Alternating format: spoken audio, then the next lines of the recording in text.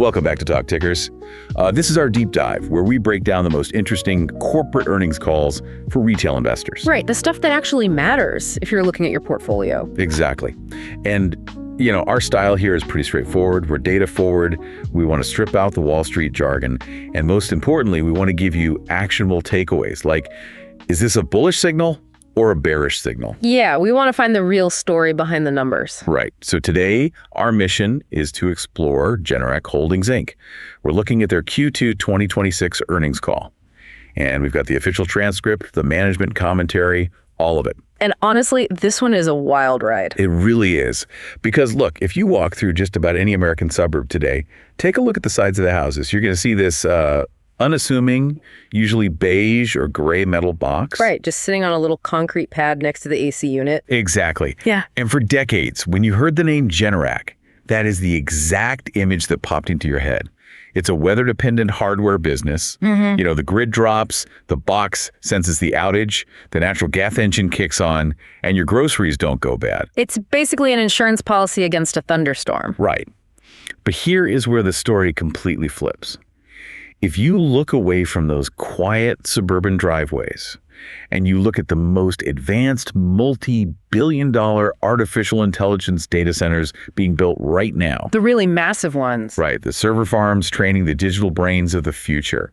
Well, sitting right outside those fortress-like facilities is that exact same company. Yeah, only the boxes aren't beige anymore, and they are basically the size of a small house. It's wild. They are rapidly becoming this essential, mission-critical backbone for the global AI revolution, and that's what we were tearing apart today. Yeah, and what stands out immediately in the sources is that they didn't abandon their roots. I mean, they didn't suddenly pivot into, software or something crazy. They stayed in their lane. Exactly. They just took their core competency building ultra-reliable backup power and found it thrust right into the center of the biggest infrastructure build-out of our lifetimes. The stakes just shifted massively. I mean, we went from keeping the Wi-Fi on during a snowstorm to protecting literally billions of dollars in AI compute from total failure. Which is a whole different ballgame. It really is. So per our Talk Tickers framework, let's start with the headline numbers because we need to unpack this Q2 financial data to see this split identity. Let's do it. Okay, total net sales hit $1.17 billion. That is an 11% increase year over year. Which is solid. Yeah, very solid. And then their consolidated adjusted EBITDA margin reached 24.8%. That translates to about $291 million. Now, I know we always talk about EBITDA on this show, but just to keep things in plain language for you listening at home, can you quickly remind us why we care about that specific metric here? Yeah, for sure. So EBITDA is earnings before interest, taxes, depreciation, and amortization. Basically Wall Street jargon. Mm-hmm. But in heavy manufacturing, which is what Generac does, companies spend massive amounts of money building factories. Right, buying giant equipment. Exactly. And those assets depreciate. So the accounting for that can make the raw profit look really messy. EBITDA strips all those accounting quirks out. It just asks, just from building and selling generators, how much cash is the actual business making? Got it. And a 24.8% margin on that is, frankly, huge for a hardware maker. It is, but, and this is a big, there's a massive caveat in the transcript. Oh, right, the tariff refund. Exactly. That 24.8% margin was heavily aided by a one-time $71 million pre-tax tariff refund. $71 million. Just dropped in their laps. Yeah, and that single event added roughly 6% to their gross margin, and it added about 90 cents to their earnings per share. Okay, so wait, how does a company just randomly get a $71 million check for tariffs? Well, in global manufacturing, you source components from everywhere, right? Like Asia, Europe. And over the last few years, a lot of tariffs were placed on those imported parts. Like specialized steel, electronics, things like that. Exactly. So the company pays those tariffs. But if they can prove a part was incorrectly classified, or if they win a government appeal because they literally can't buy that part in the US, they get that money back. Ah, okay. So this is a retroactive refund for tariffs they already paid in the past. Yep. It drops straight to the bottom line for this specific quarter as pure profit. Okay, so from an actionable investor standpoint, that tariff refund artificially inflates Q2. We need to strip that out to see the real story behind the numbers. Absolutely. Because when I look at the segment data without that refund, it looks like a split screen movie. It's almost weird. It really is two different companies right now. Right. So on one side, you have the commercial and industrial segment, the C&I side, and that just exploded. It saw 29% growth pulling in $556 million. Massive growth. But then on the other side, the legacy residential segment actually declined by 2%, sitting at $621 million. Right. So here is my confusion, and I think anyone holding this stock needs to understand this. Residential generators are usually their high-margin cash cow. Commercial contracts are lower margin. Yeah, historically, that's always been true. So if the high-margin residential side shrinks and the lower-margin commercial side grows by almost 30%, shouldn't their overall profit margins be getting absolutely crushed right now? You would think so. That's what Wall Street calls a margin drag. Large commercial deals just don't have the same hefty retail markup that a home generator does. Right. You can't mark up a data center contract the way you mark up a homeowner in a panic. Exactly. But here is the wild part. When you strip out that $71 million tariff refund and look at the core business, the margin didn't collapse. We actually see a 1% margin expansion. Wait, a 1% expansion? How is that mathematically possible? It comes down to this concept called operating leverage. Think of it like running a commercial pizza oven. Okay, I like pizza. Right. So the cost to buy the oven, rent the building, keep it burning at 600 degrees, that's your fixed cost. Whether you bake 10 pizzas or 100 pizzas, that cost is exactly the same. Right, the rent doesn't change. The only variable cost is your dough and cheese. So if you suddenly get an order for 500 pizzas, your profit margin on those last few hundred pizzas is astronomical. Because the fixed costs are already paid for. Precisely. Generac has massive fixed costs with their factories and engineering overhead, but the sheer volume of that 29% growth in C&I completely outran the margin drag. Oh, I see. They're just shoving so many commercial units through the existing factories that the cost to build each individual unit plummets. Exactly. The operational efficiency of building at this crazy scale makes the core business more profitable, even on a lower margin product. Okay, that is a huge bullish signal for the underlying health of the business. It's structurally sound. So the data center boom is basically pulling the whole company forward through brute force volume. So let's pivot to that. Let's talk about the hyperscale hustle and this backlog. Because the numbers the CEO dropped are almost hard to comprehend. They really are. They recognized over $100 million in data center revenue just in this quarter. But that's a drop in the bucket. Their total data center backlog is now $1.6 billion. $1.6 billion. And the stat that blew my mind, $1 billion of those new orders were booked in just the last 90 days. The demand curve is practically vertical at this point. It's insane. But to understand it, we have to look at who is writing these checks. The transcript keeps talking about hyperscalers. Right. And in plain language, who are we talking about there? We're talking about the absolute largest cloud computing and AI companies on Earth, the trillion-dollar market cap titans. They are building the physical infrastructure that the digital economy will run on for the next 50 years. And Generac has now locked in 2 massive agreements with them. The CEO called out hyperscaler agreement number 1, which is nearing $700 million in commitments, mostly for 2027. Right. And then he casually announces hyperscaler agreement number 2, signed in late June, and he expects it to be, quote, as big or bigger than the first one, spanning 2027 and 2028 all over the world. Yeah, but here's the catch that investors need to know. That second agreement, it's not even in the $1.6 billion backlog yet. Wait, really? Why announce it if it's not on the balance sheet? Because of how heavy manufacturing accounting works. A master agreement locks in the relationship, the pricing, the general capacity. But until the hyperscaler issues the final site-specific purchase order... Like, send this exact generator to this exact address on Tuesday. Exactly. Until that paperwork is filed, it can't officially go into the backlog. So there's essentially a multi-$100 million shadow pipeline just sitting there waiting for the ink to dry on the final POs. That is a staggering amount of future revenue. Let's do the math on the actual $1.6 billion they do have on the books, just to show the scale. Let's do it. So they raised their full year 2026 data center revenue guidance to $450 million. If we look at the guidance, they expect to ship about $250 million of that in the second half of this year. Right. So $1.6 billion backlog minus the $250 million they shipped this year. That leaves $1.35 billion of massive generators purely scheduled for 2027. And again, that is before hyperscaler number 2 even starts dropping their official orders into the queue. Their entire 2027 is basically spoken for. Completely booked up, which raises the biggest question of the whole earnings call. Why are they doing this? Right. Why are these hyperscalers so desperate to lock in multi-year supply agreements today? They're securing manufacturing slots for late 2027 when they haven't even poured the concrete for the buildings yet. Well, it has to be the AI architecture, right? It's an arms race for compute power, and compute requires electricity. It is an arms race, but it's also about the sheer catastrophic cost of a power failure when you're training an AI model. How is it different from a normal data center? Like if I have a website and it goes down. Right. In a traditional data center, an outage is annoying. The servers drop, you lose uptime, maybe you issue some refunds to your cloud clients, then you reboot. Which is standard. But AI training is a fundamentally different beast. When a hyperscaler trains a large language model, they connect tens of thousands of specialized, incredibly expensive GPUs, like those flagship NVIDIA chips. Right, the ones that cost a fortune. Exactly.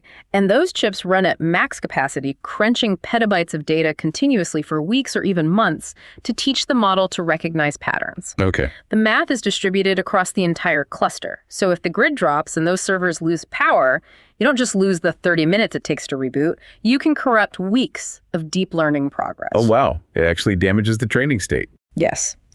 The model gets damaged, and they have to start the whole epoch over from the last save checkpoint, which might have been days ago.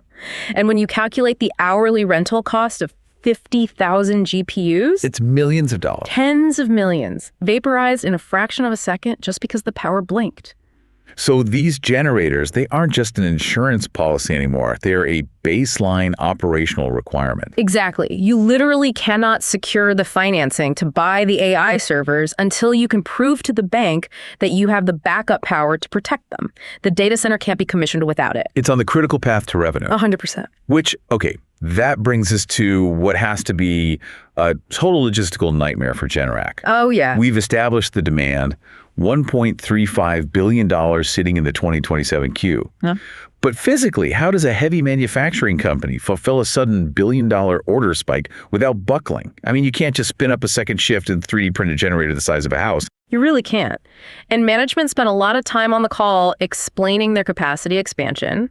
They are planning to triple their production and packaging capacity for these massive megawatt units over the next 12 months. Triple it.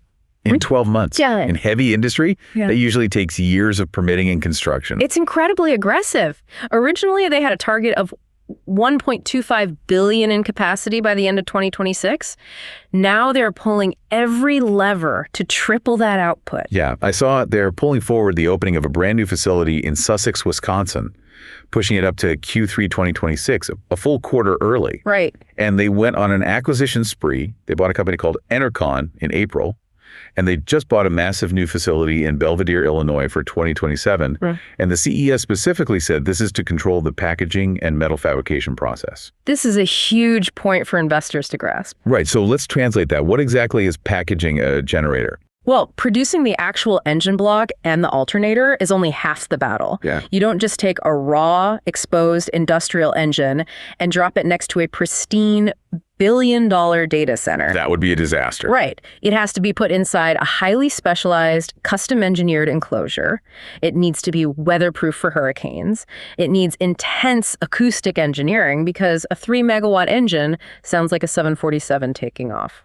And these data centers are usually near residential zones with noise loss. Exactly. Plus, you have to integrate massive fuel tanks, complex switchgears, liquid cooling systems, building this highly specialized metal building around the engine that is called packaging. And normally they outsource that to third parties, right? They do, but the entire industry is seeing extreme bottlenecks right now at the packaging stage. Every single generator company is trying to shove their engines through the same few third-party fabrication shops. So there's a massive traffic jam. A huge one. Generac realized that building the engine fast doesn't matter if you have to sit in line for a year waiting for someone else to build the metal box for it. So by buying Enercon and standing up that Belvidere facility, they are internalizing the bottleneck. It's a classic make versus buy decision in supply chain management. They are bringing it in-house so they can control their own destiny. That is smart. But as Talk Ticker's hosts, we have to look at the financial risk here. They are raising their CapEx their capital expenditures, to 4.5% of forecasted net sales to pay for all this concrete and steel. Yeah, it's a lot of money out the door. Right. So how are they avoiding that fatal manufacturing trap? You know, the one where you overinvest in a boom cycle, build a bunch of factories, and then AI cools off. Next thing you know, you're holding the bag with empty factories and ruined margins. It's the number one fear for analysts, and they actually zeroed in on it during the Q&A. But the CEO's answer was pretty stunning. He said the payback period, the return on investment for these massive new facilities, is expected to be under 12 months. Under 12 months. For heavy industrial real estate. Yeah. That sounds like software margins. How is that even possible? Because these aren't speculative factories. They aren't building a field of dreams hoping buyers show up. These facilities are basically being built to fulfill the $1.6 billion backlog that is already locked into contracts. Oh, the demand is already legally secured. Exactly. The risk of the cycle cooling off is massively mitigated. Every unit rolling off that new assembly line is already sold. Okay, that makes it a very actionable, bullish signal. But that brings us to the competitive landscape. Why is Generac winning these specific billion-dollar bids? They're going up against companies like Caterpillar and Cummins. Right. Guys who've been doing heavy industrial power for a century. Exactly. So what is Generac's strategic moat here? Why are the AI guys picking them? The moat has two pillars: lead times and uptime engineering. Let's start with lead times, because bringing that packaging in-house is paying off in spades.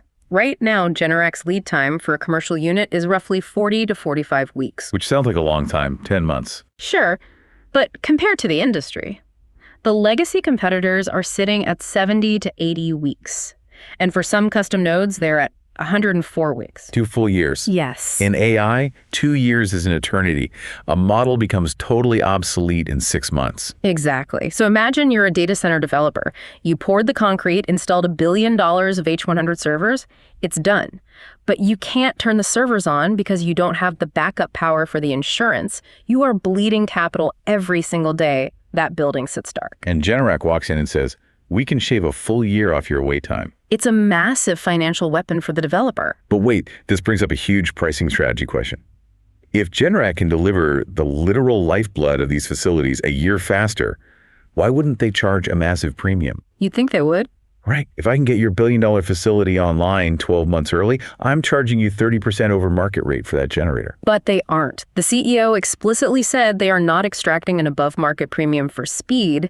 They are keeping the price highly competitive. Why leave that money on the table? Yeah. That seems like a total missed opportunity for the EBITDA margin. Because they're playing a much longer game. In this specific ultra-large hyperscale space, Generac is basically the new kid on the block.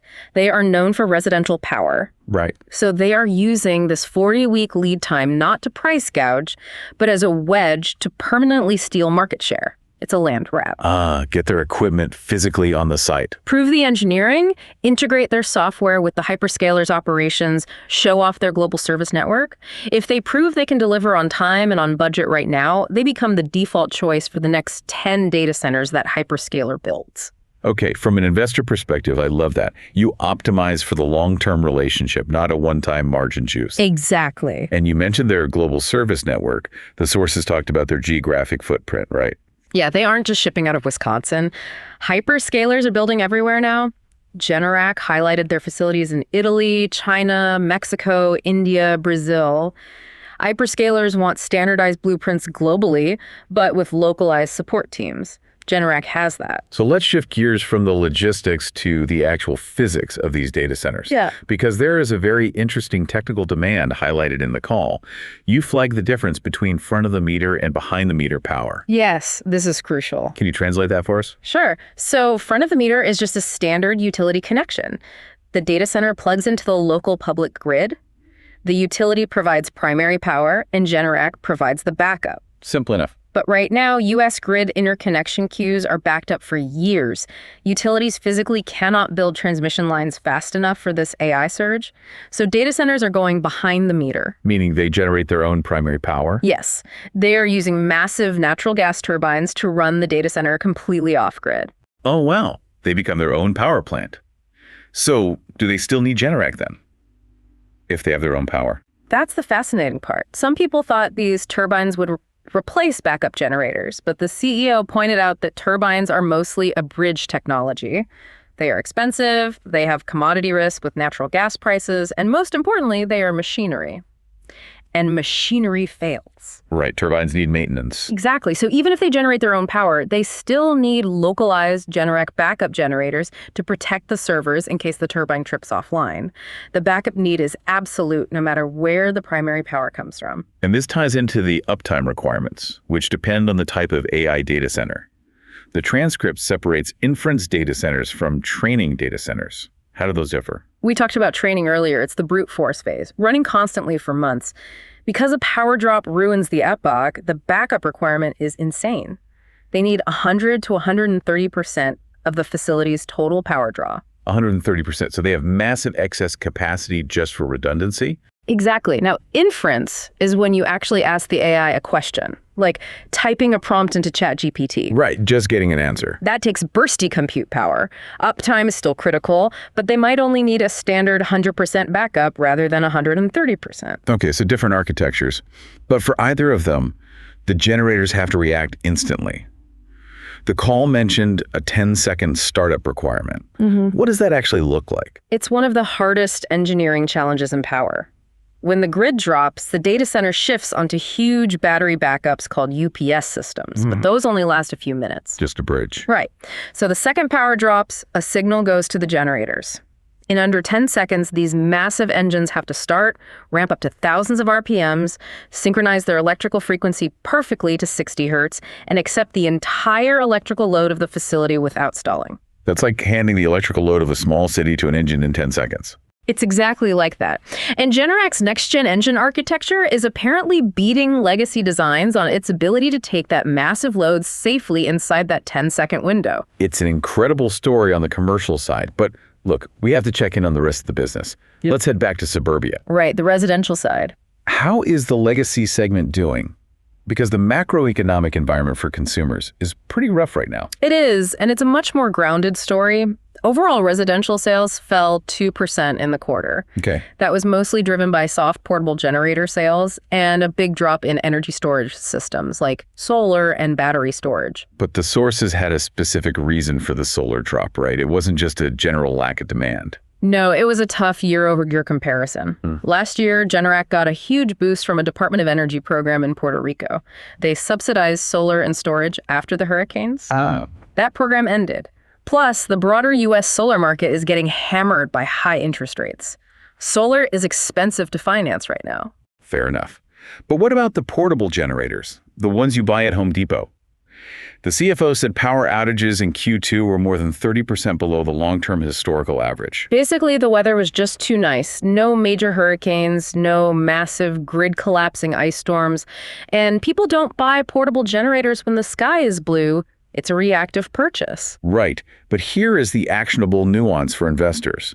Despite outages dropping 30%, Generac's core home standby generators, the permanent beige boxes, they returned to solid growth. Yeah, that caught a lot of analysts by surprise. It feels totally counterintuitive. If the power isn't going out, why are homeowners buying permanent, highly expensive backup systems? It's a structural shift in consumer psychology. The CEO said in-home consultations actually increased, and it's driven by a change in what a modern home is. Think about how a household functions today versus 10 years ago. The pandemic changed everything. We work from home, kids do hybrid learning. Exactly. And our homes are fully digitized. Generac mentioned their ecobee smart thermostat division just passed 5.25 million connected homes. We have smart locks, home servers, medical equipment. The baseline need for continuous power is just way higher. Right. You don't need a Category 5 hurricane to disrupt your life anymore. Just a blown transformer or a local rolling blackout during a heat wave. Consumers are proactively investing in lifestyle security. They're buying peace of mind. And Generac grew their dealer network by 400 new partners in the quarter, up to almost 9,700 dealers. Yeah, and they introduced a new product to really capture that market, a 28 kilowatt air-cooled generator. I saw that, but frankly, it sounds like technical jargon. Yeah. Why does 28 kilowatt air-cooled matter? It's actually a huge deal for affordability. Historically, if you had a big house with multiple ACs and you needed 28 kilowatts of backup, you had to buy a liquid-cooled generator. What is like a car engine? Exactly. Very complex, needs radiators, coolant, water pumps, very expensive to build and maintain. But Generac engineered an air-cooled unit, which is much simpler, more like a highly advanced lawnmower engine relying on massive fans, that can safely output 28 kilowatts. Oh, wow. So you get the massive power, but with a drastically cheaper, simpler design. Exactly. It fundamentally lowers the barrier to entry for whole home backup. Which is critical because market penetration is still so low. The CEO noted only 6.5% of U.S. single-family homes currently have a standby generator. The white space for growth is massive. Over 93% of homes don't have one yet. Okay, so let's bring it all together to our final Talk Picker segment. The forward guidance and the bottom line. How is management balancing this booming enterprise segment with a macro-constrained consumer segment? Well, they maintain their overall full-year 2026 revenue guidance at mid to high teens growth. But underneath that, the mix shifted dramatically. It really did. They upgraded the C&I commercial guidance from the mid to high 20s up to the low 30% range, while lowering the residential guidance slightly, down to high single-digit growth due to the soft outage environment and interest rates. But crucially, they maintained their full-year EBITDA margin target at 18.5 to 19.5%. Remember the pizza oven analogy. The operational leverage is perfectly offsetting the lower margins of the commercial sales. That is exactly the bottom line we were looking for. It proves the math holds up. And they previously set a target to double their C&I business in 3 years. But on this call, the CEO explicitly said they are on track to crush that, potentially doubling it by next year. It's rare to see a mature manufacturing company manage a generational pivot like this so smoothly, and without destroying their balance sheet. Their leverage ratio is sitting at a very healthy 1.5 times expected EBITDA. The core business is throwing off enough cash to fund its own evolution. So if we summarize this deep dive, you have a company sitting on a $1.6 billion data center backlog. They booked $1 billion in just 90 days. They're tripling capacity in 12 months, buying up their supply chain bottlenecks, and grabbing massive market share with a 40-week lead time. All while maintaining residential growth despite a 30% drop in outages, using new air-cooled tech to lower prices. It's a completely bullish transformation. Yeah. They've evolved from a reactive hardware company to a proactive, mission-critical partner for the AI age. Absolutely. But, as we close out today, it leaves me with one really provocative thought. What's that? We look at these AI data centers. They are growing so massive, so power-hungry, that they require their own dedicated natural gas pipelines and turbine plants. Right. What happens when our entire global economy becomes completely reliant on these digital brains? If the traditional utility grids can't support the wattage for AI, and these hyperscalers are forced to build their own independent power infrastructure, are these so-called backup generators destined to become the primary decentralized grid of the future? Huh. That is fascinating. The line between temporary backup power and primary baseload power is blurring really fast. It really is. And if that happens, the company building those boxes might just be building the foundation of our next electrical reality. Definitely something to mull over the next time you walk past that quiet gray box on a suburban driveway. Thanks for joining us on this deep dive. See you next time on Talk Tickers.